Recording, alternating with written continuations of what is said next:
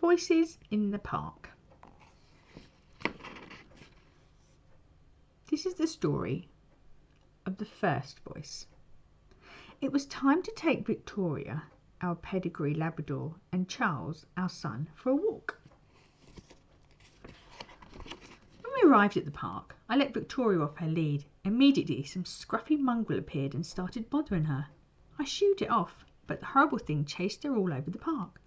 I ordered it to go away, but it took no notice of me whatsoever. Sit, I said to Charles. Here.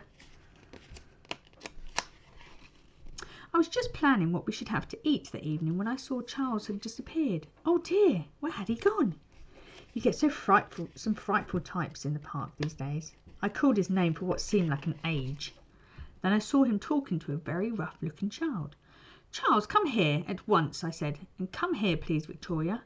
We walked home in silence. This is the second voice. I needed to get out of the house, so me and Smudge took the dog to the park.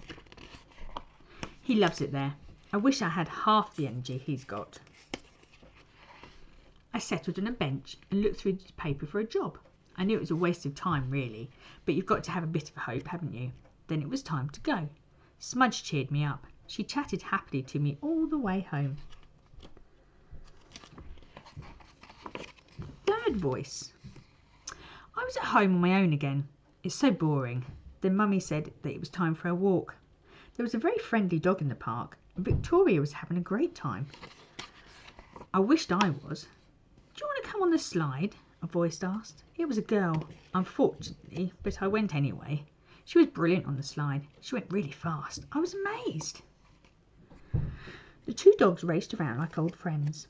The girl took off her coat and swung on the climbing frame, so I did the same.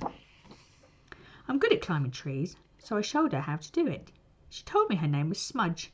A funny name, I know, but she's quite nice. Then Mummy caught us talking together and I had to go home. Maybe Smudge will be there next time. Fourth voice. Dad had been really fed up, so I was pleased when he said we could take Albert to the park. Albert's always in such a hurry to be let off his lead. He went straight up to this lovely dog and sniffed its bum. He always does that. Of course, the other dog didn't mind, but its owner was really angry, the silly twit. I got talking to this boy. I thought he was a bit of a wimp at first, but he's okay. We played on the seesaw, and he didn't say much, but later on he was a bit more friendly. We both burst out laughing when we saw Albert having a swim. Then we all played on the bandstand, and I felt really, really happy. Charlie picked a flower and gave it to me. Then his mum called him, and he had to go. He looked sad.